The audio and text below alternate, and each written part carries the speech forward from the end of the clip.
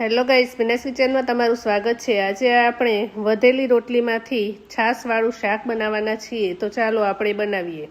રોટલીનું શાક બનાવવા માટે વધેલી રોટલીને આ રીતે રોટલીના ટુકડા કરી લેવા અને પછી કઢાઈમાં તેલ લીધું છે। તેલ ગરમ થાય એટલે તેમાં રાઈ, હિંગ, કઢી પત્તા, કટ કરેલા કાંદા એડ કરીને સારી રીતે મિક્સ કરી લેવું।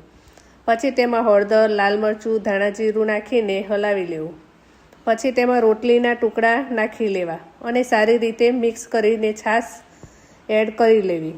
તેમાં મીઠું નાખી લેવું। પછી 5 મિનિટ થવા દેવું એટલે રોટલીનું શાક બનીને તૈયાર થઈ જશે। તો જુઓ, આપણી રોટલીનું શાક બનીને તૈયાર છે। જો તમને ભૂખ લાગી હોય ને તો કંઈ ખાવાનું ના હોય તો પણ રોટલીનું શાક બનાવીને ખાઈ શકો છો। જો તમને આ વિડીયો ગમ્યો હોય તો વિડીયોને લાઇક કરો, શેર કરો અને ચેનલને સબસ્ક્રાઈબ કરો। મળીશું એક નવી રેસિપી સાથે। ત્યાં સુધી બાય બાય, થેન્ક યુ।